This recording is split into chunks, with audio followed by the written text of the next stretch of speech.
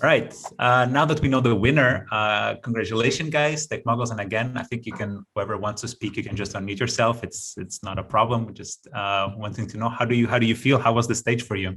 Thank you very much for this, guys. It was a really fun challenge. So we did the churn challenge, as I explained in the pitch.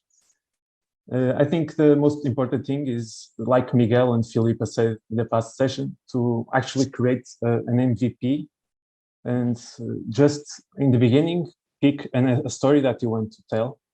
This is what we focused on mostly. Instead of trying to do everything, we just tried to do something and tried to create an impact to tell a story.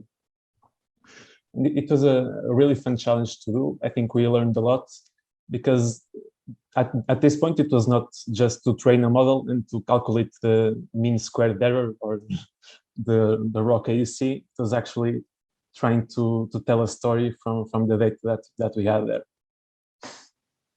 Yeah, I think that's actually a nice thing that you said, and this is something we could even add to the tips. It's that telling a story is also very important in these things. Miguel, do you want to ask anything else as well? Yeah, I was gonna ask for a little bit of detail from you guys, exactly on that, on telling the story. How did you approach the problem? How did you figure out the storytelling behind it, without giving too much? Because again, everything's still on the table for grabs for everyone. But what was the rationale behind it? We can speak a little bit. So we started first analyzing the churn data. We joined the two periods to determine which segments decreased or increased their usage of public transportations. And in the beginning, we didn't find any big correlation. Visually, we represented the data in a map, and it just seemed everything homogeneous. And then we spoke with some of the mentors, did some brainstorming, and actually a bit later had an idea to use a decision tree to serve as a clustering method, not really a predictive model, but something we could use for clustering. So the decision tree has a very interpretable method. So we just feed the model using the segment data and also some external data, like layoff data that we found online. And this was actually really good for trying to get big segments that were in our decision tree, like areas where the segments are over 65 or under 65. So on the branches, you can mix up a lot of different variables. And we did find those two big segments that I described in the video and that we thought were cool for telling the story.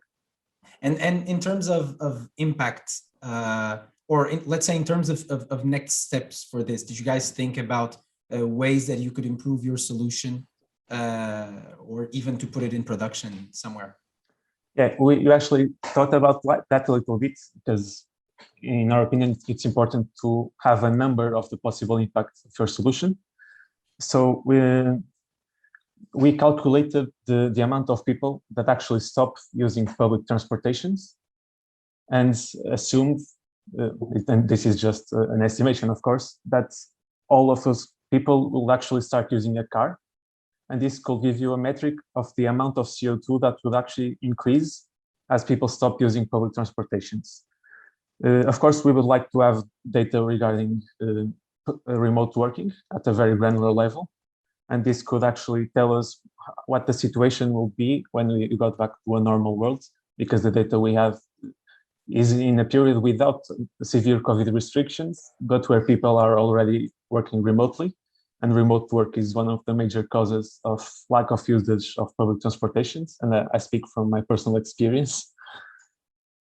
For actually placing this into production, we thought about doing a campaign in Lisbon, which is a pilot city where we found a lot of segments that have decreased its usage of public transportations, and placing flyers and banners in the subways that told people what the impact would be if they start, the environmental impact would be if they started using public transportations instead of cars, and telling people that it's actually safe to travel in COVID periods if people just use their masks.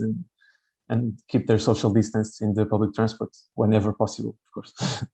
That's actually very interesting, because with this kind of approach, or this kind of analysis, you can really see what are the regions where you need to take some action, because sometimes it might not be just it might not be a question maybe of promotion, but also could be a question of, are the routes correct for the population that live in that area? So I think that's really nice, and I'm really looking forward to putting this into our final report of the competition as well. Cool. Thank you so much.